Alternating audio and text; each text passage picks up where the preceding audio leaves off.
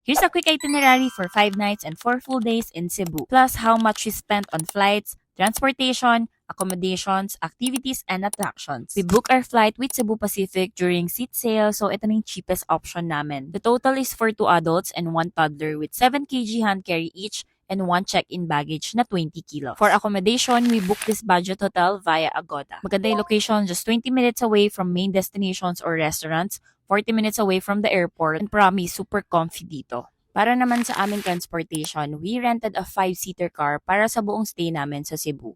Ang una namin pinuntahan ay itong Dusitani Cebu kasi gusto ko talaga siyang ma-experience since na-experience na namin yung Dusitani Manila. Included na dito yung lunch nyo plus beach and pool access. Marami pa kami ibang ginawa dito and share ko na lang siya sa inyo soon. Day 3 was Adventure Day. First stop namin is Cebu Ocean Park. Biggest tip here is to go before 10 a.m. Tingnan nyo naman. May share pa akong ibang tips sa inyo, promise. And ayun, natapos na kami before 3 p.m. Katapat lang nito yung SM Seaside Cebu, kaya pinuntahan na rin namin. And ito, meron pala silang free playground dito for kids and toddlers. So, perfect siya for a short break. Before 4 p.m., we went to Tops to end our day. And it's definitely worth visiting. Napakaganda ng view.